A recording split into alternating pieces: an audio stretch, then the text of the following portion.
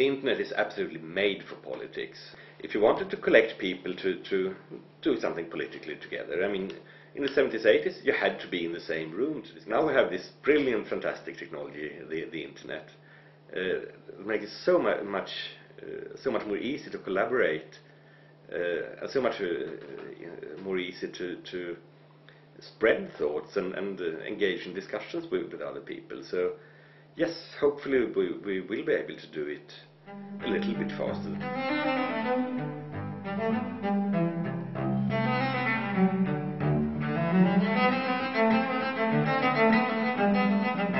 I'm his assistant, his press officer, his messenger boy, his advisor, everything. But then of course we have another Swede that is employed by the Green Group that advises us as well, Eric. So you can say we are two persons helping Christian in the office. Just point out how important I am. I understand that the situation in Italy is very difficult. It's difficult, yeah, but for many reasons. For many reasons.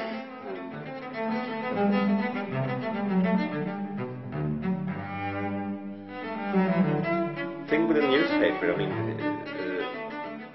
very few people can get access to newspapers in the sense that they have the possibility to publish thoughts. And even if you do get a chance to get an article printed, there are very severe restrictions on how many characters you can use and how long it can be.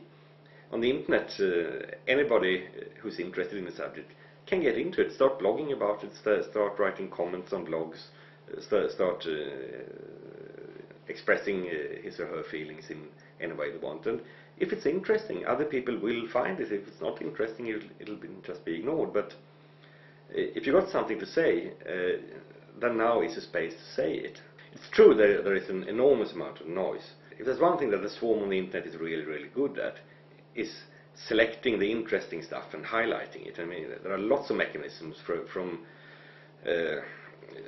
allowing people to rank comments so that the good ones appear at the top.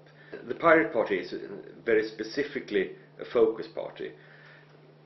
Other people would say a single issue party, but okay, it's at least 2 or 3 issues, and those issues are very broad. But let's not quarrel over words. We say focus party because we focus on information politics only, and that means defending the fundamental rights on the net or in the digital environment. In particular, the right to privacy, that's Article 8 of the European Convention on Human Rights. The right to information freedom, that is to send and receive information regardless of borders and without interference by authorities. That's Article 10 of the European Convention.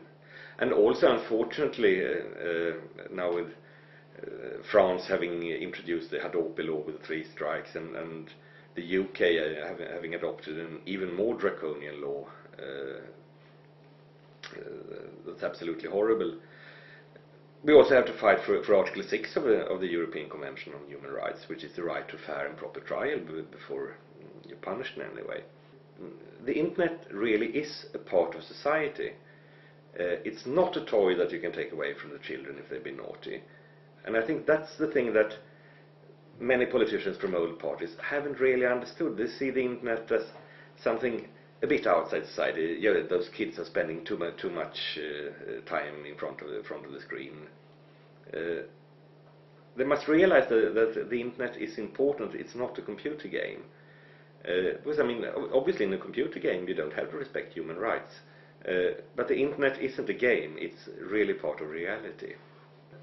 When I blog about something that's happened in this house or what the Commission is doing, I get lots of positive comments saying, wow, this is the first time I voted for somebody and really feel that I got something for my money, so to speak. And, it's so great to have direct information about what's happening.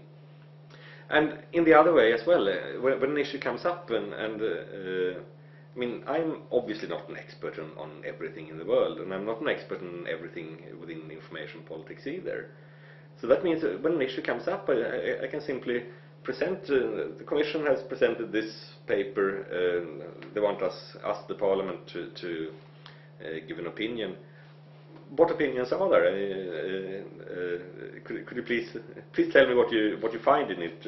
And tell me what you think about it. Trying to get elected as a Swede.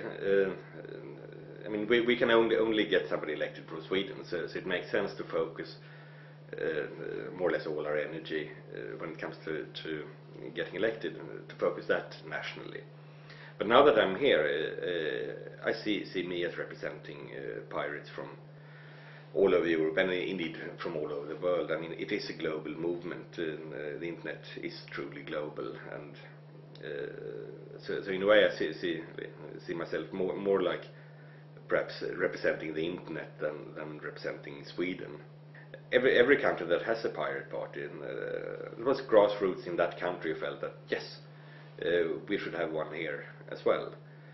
But the funny thing is that although we have very little actually contact between the parties, what we find is that when parties pop up in different countries, they all have lots of internal discussions, and then they end up with virtually identical programs in every single country. I mean, there are small, perhaps small subtle differences, but very, very small indeed. Whatever tomorrow is going to be, it's not going to be like yesterday. We can say that with certainty. But with this technology, as with any technology, I mean, it can be used for both good and bad. Yes, it's a fantastic tool for building democracy. It really is. But at the same time, exactly the same technology can be used to build a surveillance state that is really beyond nightmares. One or two people working 24 hours a day and doing all they can. I mean, that's nothing. So it's, when a lot of people do at least something, then miracles happen. When an organization is new, this can be a company or a movement or whatever, then everybody's idealistic about it, etc. But then as the decades go on, sort of more and more people tend to become more interested in the survival of the organization than the original purpose. I mean, it's happened to every political party that's been around for a long time, and I'm sure it'll happen to us as well, unfortunately. Doesn't really matter to me, because by that time I will have left politics anyway. Anti-ideological, I'd say. Quite on the contrary, we're extremely ideological.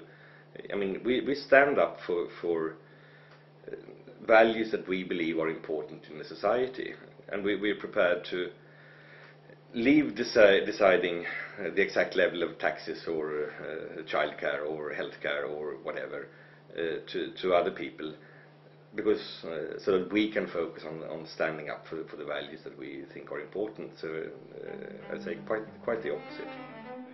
Open source in academia, and more importantly, why do none of you know, think it should be important to the Pirate Party? Since I see film cameras, I will remind the esteemed audience on the internet that ACTA is an acronym that stands for Anti-Counterfeiting Trade Agreement. It's not quite a multilateral, it's called polylateral. Where is it? It's an agreement between the EU and the US. I'm proud to be a pirate, and I'm very, very happy with the name. I think the name is our #1 greatest asset. If we had been exactly the same people with exactly the same agenda, and we would call something else, I mean, the Freedom Party or the Internet Party or the Privacy Party or whatever, I mean, then I wouldn't be sitting here. Well, I think the name is absolutely brilliant.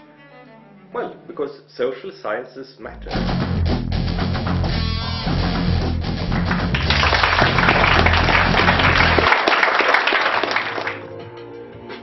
Want to work together? Then join the Commons. Creative Commons.